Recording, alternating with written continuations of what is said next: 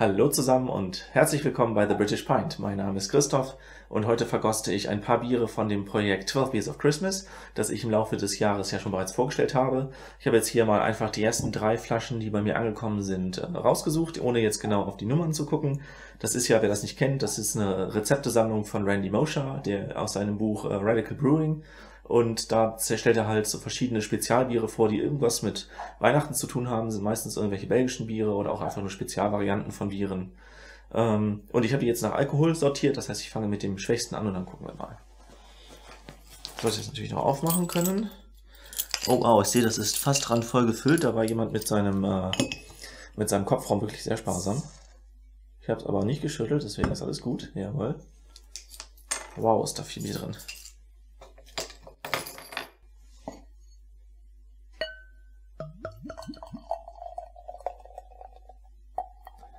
So, ich probiere nicht zu viel jetzt hier vor der Kamera, aber ich werde das natürlich dann mit der Zeit alles schön austrinken.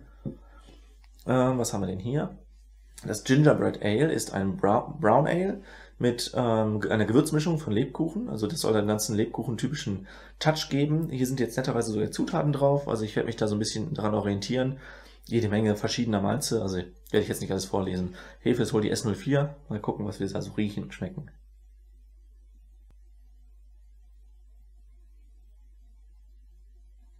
Okay, also Hopfennote nicht drin, soll glaube ich auch nicht. Gewürzmischung ist wohl da, aber ich meine auch was von der Hefe wahrzunehmen, was so ein bisschen schärfer riecht. Von der Gewürzmischung nehme ich, was ist das? Also es ist jetzt nicht klar eins von denen so Zimt, Nelke oder sowas, aber irgendwie, da steht so drauf, Nelken, Piment, Ingwer, Zimt. Den Ingwer rieche ich vielleicht. Ja, schwer zu sagen. Ich probiere mal.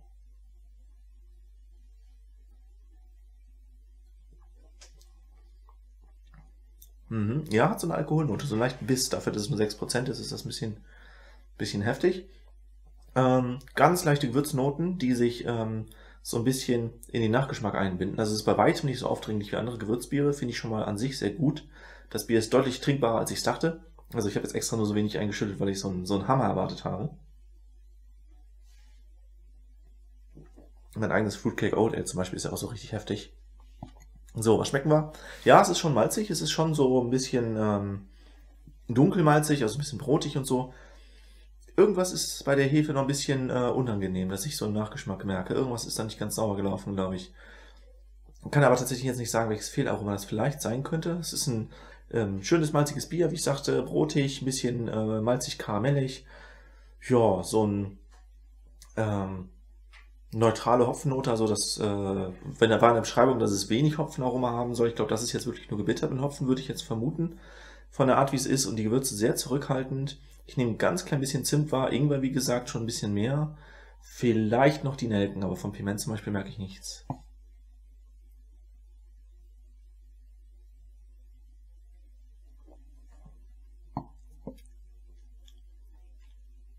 Nee. Es hat so eine scharfe Bitterkeit, das ist das, was ich meine, was vielleicht von der Hefe oder so kommt. Das habe ich auch schon mal bei Nelken erlebt. Also eine scharfe, nachhängende Bitterkeit, die ein bisschen schade ist. Der Rest ist eigentlich ziemlich gut. Genau. Ich hole mir mal ein Glas Wasser, das hätte ich vielleicht vorher machen sollen. So, gestern noch dran gedacht, dann wieder vergessen. Okay, Gaumen neutralisiert. Gucken wir mal, wie das nächste ist. Eigentlich heißt das Bier Saffron Triple, also mit Safran.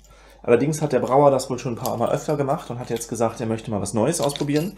Und deswegen ist das ein Coconut Triple, also wirklich mit Kokosnuss und ich glaube auch Vanille angereichert. Das hat 8% Alkohol, ist also jetzt deutlich heftiger und es passt so zu dem Motto bei den restlichen. Also die meisten sind relativ stark.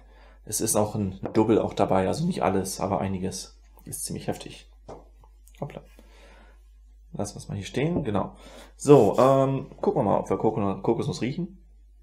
Oh ja, sehr tropisch. Das hat so ein bisschen was von einem IPA. Aber mit sehr deutlichen Kokosnussaromen, so Pina Colada mäßig. Sehr angenehm. Bin ein Fan von solchen Sachen.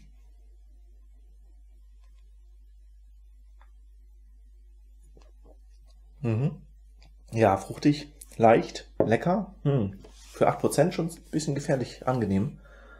Gar keine alkoholisch scharfe Note oder so, wobei ich ja hier bei denen gesagt habe, es ist eher die Bitterkeit, die nachhängt. Weiß nicht, ob das wirklich alkoholisch ist bei 6%. Hier haben wir jetzt sehr ausgewogen, wahrscheinlich ziemlich viel Restextrakt, damit das Ganze so ein bisschen versteckt wird mit den 8% Alkohol. Und ja, so eine wirklich ausgewogene tropische Note, die einfach sehr gut zusammenpasst. Also dadurch, dass es auch hell ist, hätte ich jetzt gesagt, wird wahrscheinlich so ein IPA mit einem stärkeren Hopfen sein, der so Kokosnussnote reinbringt. Macht der Sorachi Ace sowas, einer von diesen Hopfen, gibt es ja ganz viele. Ich glaube, Buchweizenmalz soll auch Kokosnussnote einbringen, auch wenn ich das bei meinem damals nicht geschmeckt habe. Da ist irgendwas noch drin, was nicht passt. Ich überlege gerade, ich will jetzt niemandem was unterstellen, aber es könnte einer von diesen klassischen Bierfehlern wie DMS sein. Irgend sowas leicht Muffiges, aber ich kann es nicht genau zuordnen, also kann ich jetzt nicht beschwören. Überleg gerade, was ich bisher für Bierfehler hatte, die sowas auch bewirkt haben. Vielleicht einfach nur eine Mühle Hefe? Müsste man nochmal nachfragen, ob das der Fall war. Ja, sehr angenehm, viel leichterer Malzgeschmack. Es ist ja auch hell, es ist wahrscheinlich nicht viel drin, außer helles Malz und vielleicht ein bisschen Karahell oder sowas zur Unterstützung des Körpers. Ja, sehr schön gemacht. Die 8% merkt man überhaupt nicht und wirklich sehr ausgewogen. Dann ist das nächste dran. Das nächste ist der Juniper Rye Bock, also ein wirklich gehaltvoller Bock mit Wacholder und Roggen. Und die Wacholderbeeren sind, wenn ich das richtig im Kopf habe, sowohl in der Maische als auch beim Kochen, als auch am Ende sozusagen Hopfen gestopft, also Kräuter gestopft in der Gärung. Und das sollte wohl ordentlich sein. Ich bin mal gespannt. Roggen habe ich auch schon öfter benutzt. Das würde ich wahrscheinlich wiedererkennen. Der gibt so eine ganz interessante pfeffrige Note. Oh wow, das ist schaumstabil. Das wirkt so ein bisschen wie meine Barley Wines, die ich ein oder zwei habe ich schon mal gemacht. Die machen auch mal so einen viskosen, cremigen Schaum. Ja, deutlich dunkler als der Rest. Oh wow, ja. Likörartiger Geruch. Süß und weinig. Aber sonst rieche ich jetzt erstmal nicht viel. Noch nicht das Wacholder. Hier hat er auch seine Zutaten drauf. Das ist immer sehr nett. Ja. Probieren wir mal. Moment. Da rieche ich gerade so eine würzige Note. Aber ob das Wacholderbeeren sind, kann ich gar nicht sagen.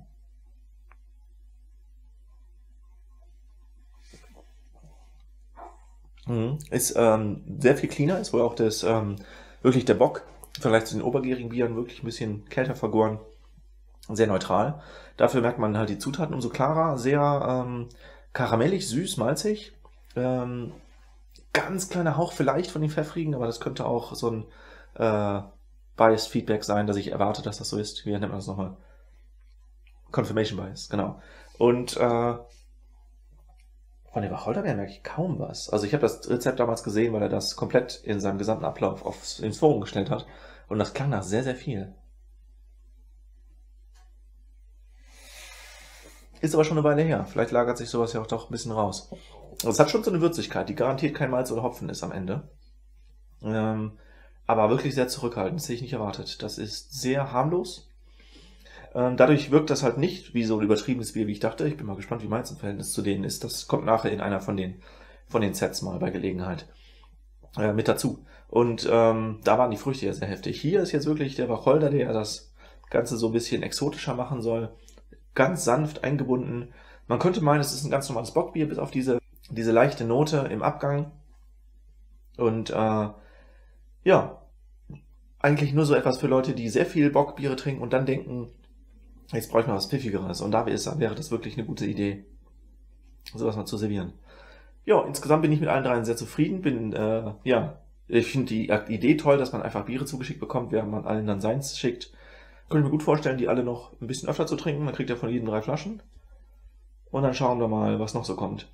Falls ihr daran interessiert seid, dass ich eure Biere verkoste, falls ihr englische Biere braut, das würde ich also dann nur hier im Kanal machen für Leute außerhalb von so einer Aktion, wenn das englische Biere sind. Wenn ihr der Meinung seid, ihr macht sowas super gut, kontaktiert mich mal im Forum oder auf Facebook oder sonst wo ich unterwegs bin. Und dann können wir sowas gerne organisieren. Ich werde hier in Zukunft wahrscheinlich weniger brauen, aus familiären Gründen. Und dann könnte man sowas natürlich nett in Video packen, falls jemand mal möchte, dass ich seine Biere vor der Kamera verkoste. Ich habe jetzt von bekannten Hobbybrauern schon mal ein paar Biere verkostet, aber dann denen nur geschrieben, was ich so davon denke. Okay, das wäre es soweit und dann würde ich sagen, bis zum nächsten Mal, wenn wir die nächsten 3 verkosten. Bis dann und macht's gut.